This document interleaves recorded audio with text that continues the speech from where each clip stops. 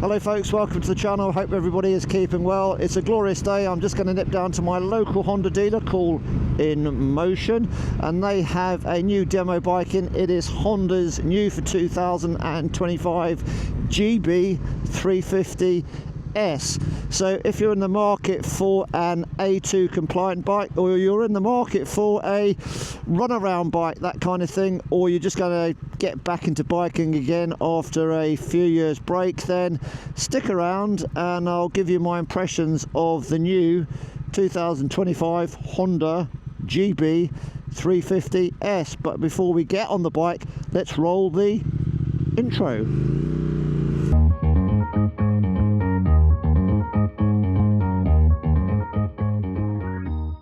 Welcome back folks. So here she is then, the mighty Honda GB350S, and I have to say I'm a big fan of the classic retro heritage looking bikes. I've got a Triumph Speed Twin 1200 myself, and I have to say I think Honda have done a fabulous job and have hit the nail right on the head when it comes to styling. So let's jump on the bike and take it for a bit of a spin. So first off then, seat height is 800mm. It's a little bit wide here.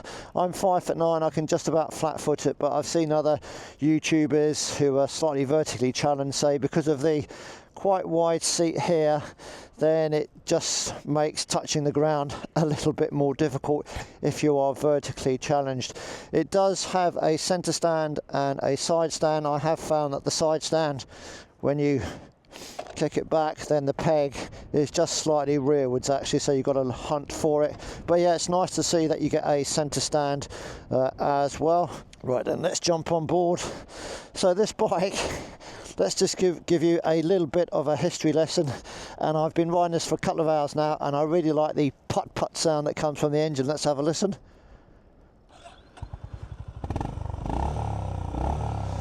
Yeah, I really like that, and I really like the bike actually.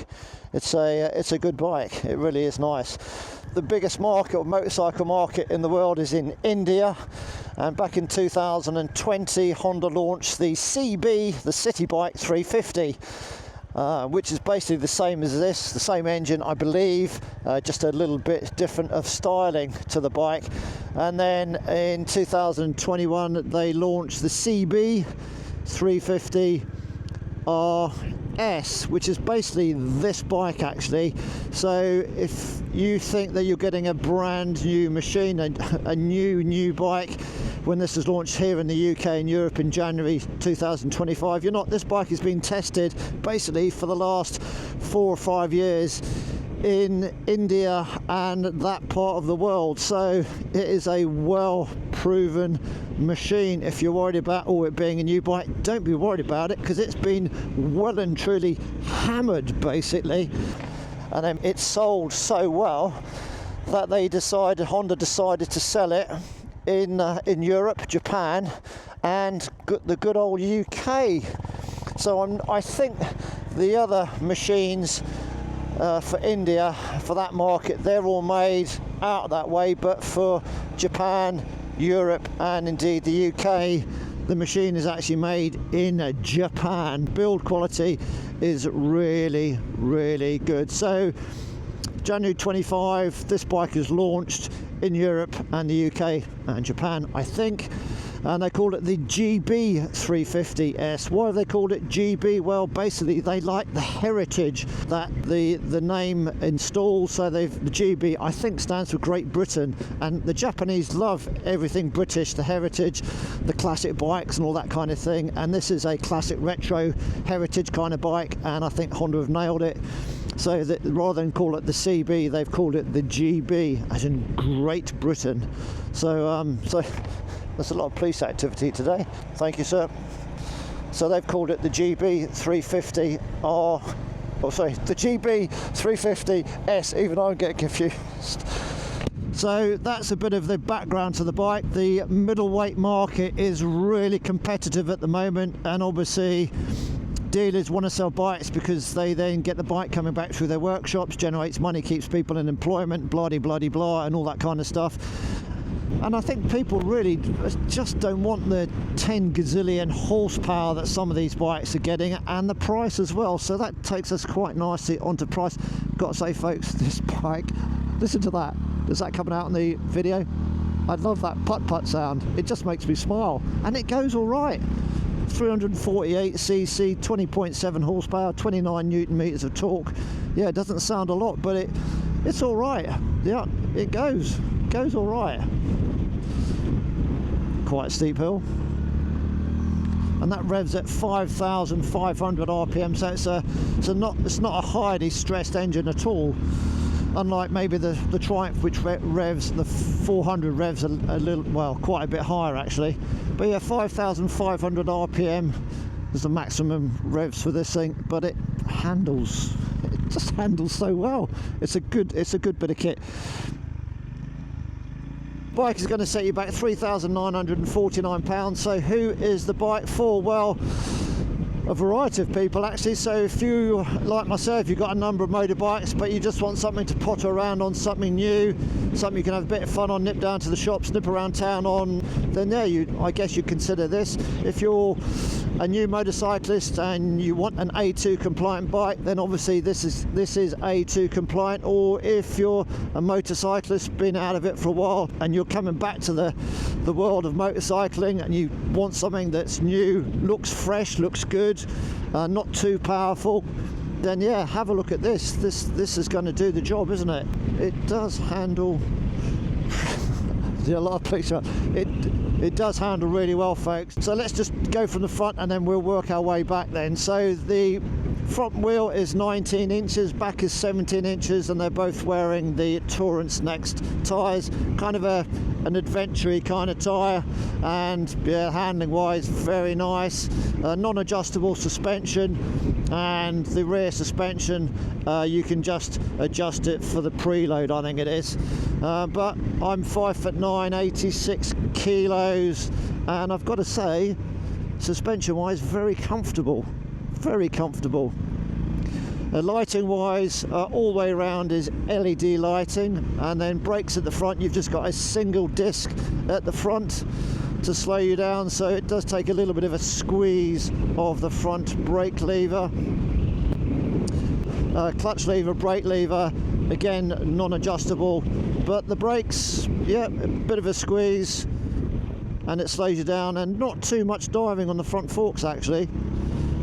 Handlebars, a nice width, very comfortable, kind of upright in the seating position, and standard Honda controls, and obviously the horn and the indicator as per Honda, the other way around compared to everybody else. So I haven't managed to beep the horn when I'm indicating yet, but no doubt I'll do that. I used to have a Honda Africa Twin and was doing that all the time. Mirrors, yeah, could do with being a little bit bigger, a little bit of vibration there, but yeah, they're perfectly usable, but maybe could do with being a tad larger.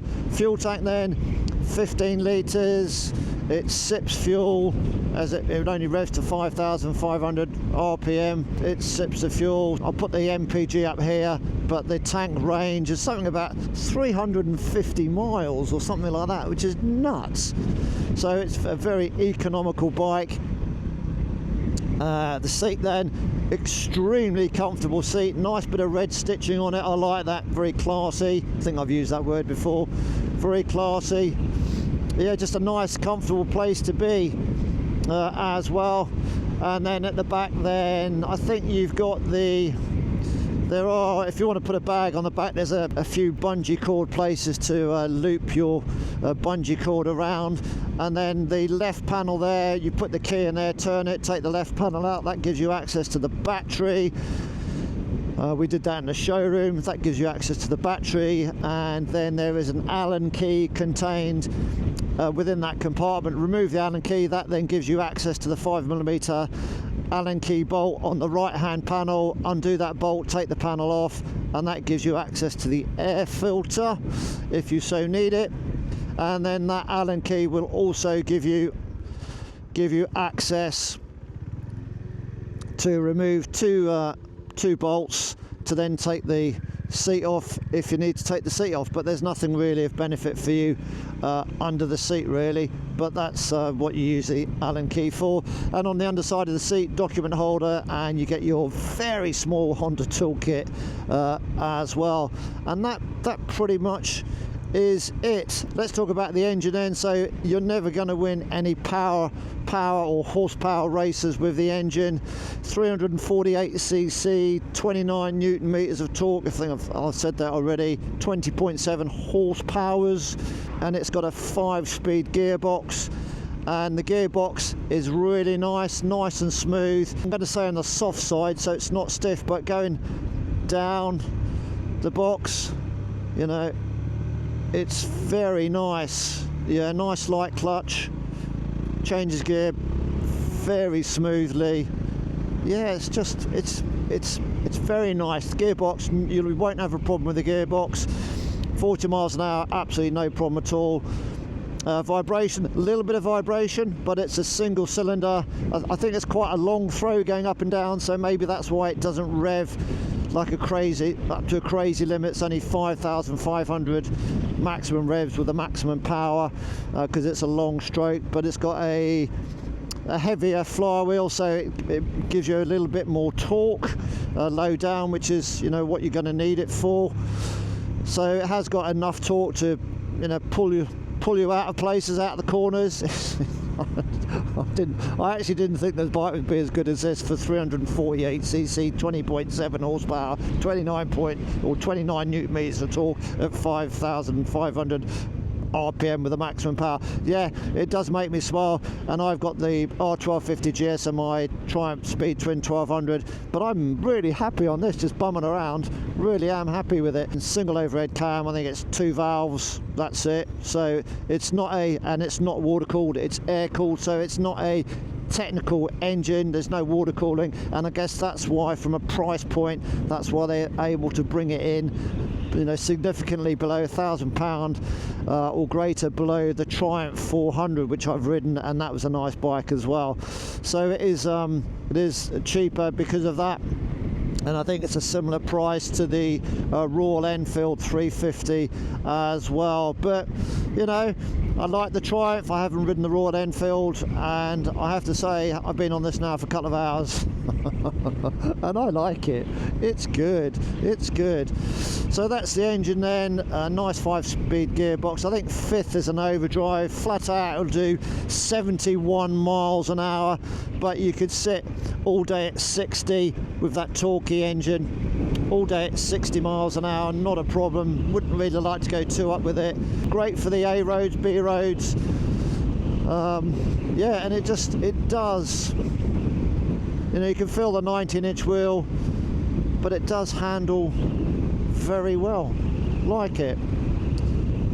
From an electronics point of view, there's not a massive amount of electronics on it. You've got ABS, you can't switch that off, and then you've got traction control, HSTC I think they call it, and there's a button here at the 9 o'clock position when you're stationary. If you can press that in, and that will deactivate the traction control. So if you want to go skidding the back wheel on that kind of stuff and having a bit of fun, yeah, you can do. Then when you switch the ignition off and back on again, it automatically reverts to being on for safety reasons. But yeah, you can switch the TC off, traction control off. In relation to the dials, you've got the old analog speedo with kilometers on the inside ring, and it goes up to 100 miles an hour, but flat out 71 miles an hour according to Honda. And then you've got a LCD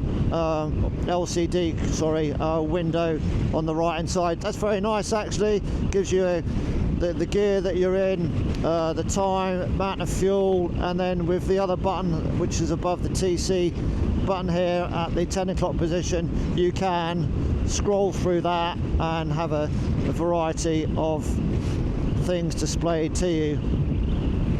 But yeah, you've got everything you need. Yeah, it's all good. In relation to accessories, you get tons of accessories for it. So this bike, there's 2 packs you can get. So this has got the travel pack. I'll put all the information up here. It's got the travel pack, which gives us the screen. You've got the saddlebags at the back. And what else does it give us? I think that's pretty much it actually.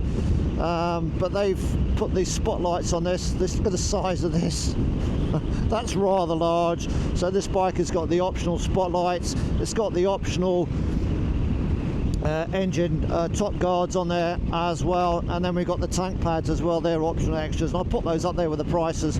One thing of note though, if you go to the Honda configurator, if you wanted the super duper lights and then you wanted the heated grips as well, well, you can't do that. The computer says no, so I don't know if that's due to the load on the alternator or something like that. Basically, unless I'm proven wrong, you cannot have the fog lights and you cannot have the heated handlebar grips as options to fit together. It's either one or the other, but check with your dealer, I might be wrong. But yeah, lots of accessories for it. Fit and finish is very nice on it. The only bit that was a bit of a could do with being improved was at the frame, the swinging arm and the back axle, where there's a little bit of a I don't know what the technical term for it is, swarf or something, is it? I don't know. But yeah, a little bit of roughness there, but that was pretty much it. You can get a USB if you want to, and it goes down here somewhere if you want USB power to mount something, navigation device on your handlebars. Wouldn't like to take it on the motorway. I think you'd have to plan everything and you'd be basically a mobile roadblock. Yeah, motorway, yeah, that might be a bit of a struggle. A and B roads though, absolutely great, really nice. And as I said, it's a low revving engine, torquey with that weightier flywheel, and it handles, I've got to say, it handles really well. It does handle really well. Yeah, really well. I think Honda have done a really nice job on the GB350S, and it's quite a biggish bike, so 5'9", not a problem. I think even going up to 6 foot you'd be okay on this, because the seat is comfortable. It's, you know, 800mm seat, but it's wide, so that should be fine for you taller chaps. Handlebar width is nice, and it just feels like a, I'm going to say, an adult's bike, a grown-up bike. Yeah, it feels like a proper motorbike, and it is. And in relation to the stand, yeah, you've just got to find the peg at the back there and then move the side stand out. So a little bit awkward, but it's not the end of the world, is it? And the centre stand, very easy. Pop it on, pop it down there, hand under there, and then, yeah, it's good. It's nice to have the centre stand, oil in the chain and that kind of thing.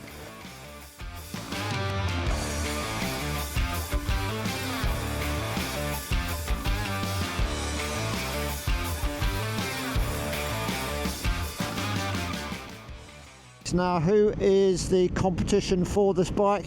Well, obviously you've got the Triumph 400, but that is water cooled, produces almost, I think it's twice as much power, but is over £1,000 more expensive. Good bike, and this is a great bike as well. They're both good bikes. Now, you also got the 350 from Royal Enfield. I haven't test ridden that at all, but you know, these bikes are just, they're very nice bikes. If you want something that's different, a bit of heritage, the classic lines and all that kind of stuff, then go down to your dealer and take one of these out for a ride, because they are really, really good. And 20.7 horsepower, it's not a lot, but it's enough.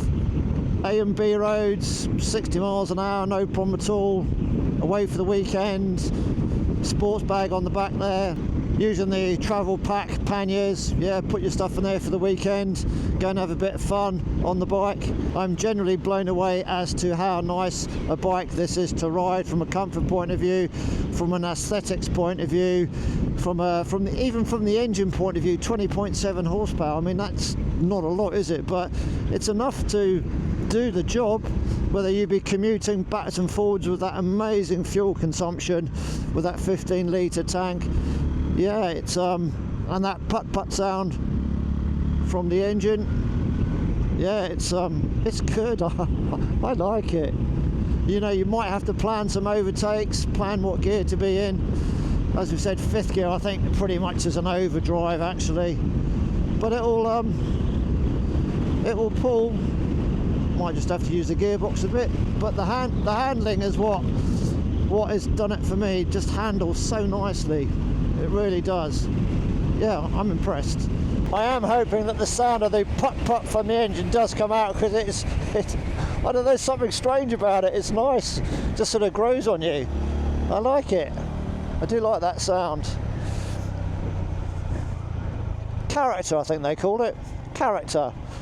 Oh, one thing we haven't spoken about is the fueling then. So what's the fueling like at slow speeds? Is it lurchy or is it not lurchy? Let's have a look. So there we go, first gear. No, fueling is very nice. Very nice. Once you pick the throttle up, even the second gear. I guess with that heavier flywheel, that does help the torque, pull the bike along. Yeah, really nice. Nice throttle response. We like that. And that gearbox is sweet as well. Nice sweet gearbox. Yeah, it's a damned good machine, Honda. Well done. But I would like a bit more power. But another 10 horsepower would be really good. So talking of fueling then, there is a green eco light on the dash here, so I guess if you want to be as frugal with your fuel as you can be, then you try and adjust the throttle, dethrottle until you get that eco light coming on, and that means you're going to get maximum range, maximum benefit and all that kind of stuff. Yeah, so that's the eco light. So let's just hear how the 348cc 20.7 horsepower engine sounds, shall we? Listen to that putt-putt.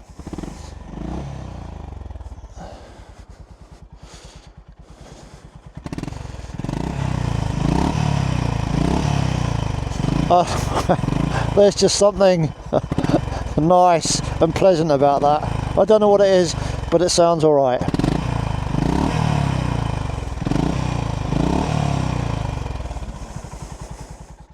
Right then, I suppose I better sum up my thoughts on the Honda GB350S. Well, I've got to say, I'm really impressed, Honda. You've done a cracking job. Okay, it's only 20.7 horsepower, 5-speed gearbox, air-cooled engine, but boy oh boy, what an absolute laugh. I've really enjoyed riding this as a 5'9", 86 kilo rider. The bike is a biggish kind of bike. It's sort of a grown-up bike, if that makes sense. And I think, yeah, I think it's going to appeal to a lot of riders, and it could be a future classic, shall we say. Yeah, Honda have done a really nice job. Okay, it's not going to win any speed or power records, but that's not what this bike is about. It's about commuting, it's about good fuel consumption, it's about being comfortable, fun, reliable, and yeah, and enjoyable to ride in this kind of city environment with good suspension, okay brakes, sweet gearbox, great fueling and all that kind of stuff. It's just really, yeah, Honda have done a nice job. Negative points, room for improvement, mirrors definitely, and the side stand peg, it's just behind you and it's just a bit of a slight faff to find, but no more than that. You get used to it. And I don't like the Honda indicators and the horn. I never have done. Put them the right way around, Honda, but that's just a gripe that I've always had with them. But other than that, yeah, Honda, you've done a really good job with the GB350S. Like it a lot. And the price, $3,949, very good. Great commuter bike, great sort of fun bike, a second bike, you know, really good. Excellent. I love that putt-putt. Sounds like my old Honda lawnmower, actually. 4-stroke lawnmower. And that was a good lawnmower too. Very reliable. Whilst we're sat here, let's just see what the average fuel consumption is then. So it's saying average consumption 83.2 miles per gallon. 83.2 miles to the gallon. That is pretty impressive. Throttle response, as we said, is very nice, but the only thing obviously with this 20.7 horsepower engine, 5-speed gearbox, you've just got to plan any overtakes, and when you twist the throttle, it's not instant power. not instant power at all. It just, the bike accelerates, and you have to get used to the way that it accelerates because it's not instantaneous. But it's all part of the character of this GB350 machine. And also that tick over. It's just about ticking over. It's really low tick over. I'd like to know what that is, but it's really low tick over. You almost think it's going to stall, but it's that well engineered by Honda. Well done, Honda. You've made a great machine. I like it. Anyway, here we are then, arriving back at InMotion. I'm just going to say a big shout out to Danny and Roger and Pete at InMotion for allowing me to take out the demo bike. Really appreciate it, as always. If you're in the area, pop down and take this machine out for a ride. It is a excellent machine. Here we are in motion. There, that is Honda's GB350S. What a great machine. Like it a lot. Excellent bit of kit. Really like it. Really like it. I hope it comes out in the video how much I like it. Awesome.